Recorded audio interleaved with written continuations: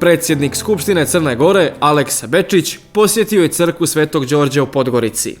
Predsjednika Bečića je tim povodom dočekalo sveštenstvo crkve Svetog Đorđa, dok je posjeta bila prilika da čestita arhijerejskom protoprezviteru Podgoričko-Kolašinskom Gojku Peroviću i protojereju Mirčeti Šljivančaninu, starješini crkve Svetog Đorđa pod Goricom, postavljenja u okviru Mitropolije Crnogorsko-Primorske.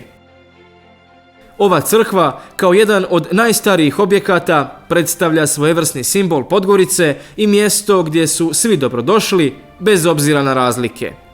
Ona je uspjela da opstane u svojoj ljepoti čak i onda kada je to bilo najteže i u vremenima velikih duhovnih izazova, istakao je predsjednik Skupštine. U turbulentnom periodu, koji je iza nas, vi ste svojom mudrošću i tolerancijom širili poruke mira, pomirenja, sloge i zajedništva, otvarajući vrata za sve ljude dobre volje, bez obzira na njihove razlike.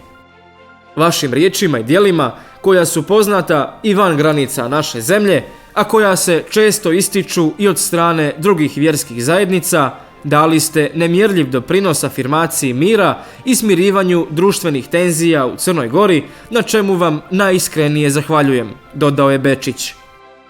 Iskazujući poruke dobrodošlice, protojerej Šljivančanin je rekao: "Na početku želim da izrazim zahvalnost i zadovoljstvo zbog vaše posjete, jer ovakvim gestovima vi pokazujete poštovanje i brigu o našoj crkvi, ali također i svim ostalim vjerskim zajednicama u Crnoj Gori." Nakon toga, on se osvrnuo na istorijat najstarijeg sakralnog objekta u Podgorici i prostora koji ga okružuje i naglasio šta je sve urađeno u prethodnom periodu, kao i koje aktivnosti crkva sprovodi u pravcu afirmacije kulture u glavnom gradu.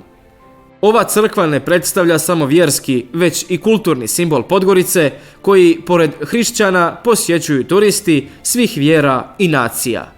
Također, ona obogaćuje duhovni život u našem gradu, što je i razlog izgradnje hramova i vjerskih objekata, rekao je Perović.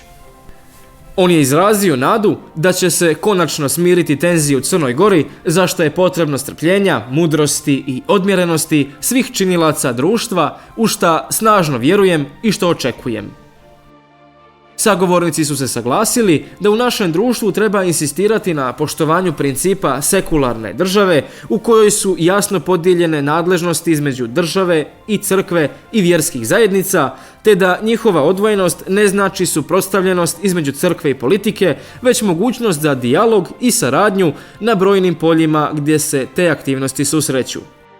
Pomirenje, tolerancija i ljubav vrijednosti su oko kojih Crna Gora mora biti ujedinjena kako bi se prevazišle sve podjele i svi izazovi koji postoje u našem društvu, zajednički je zaključak učesnika sastanka.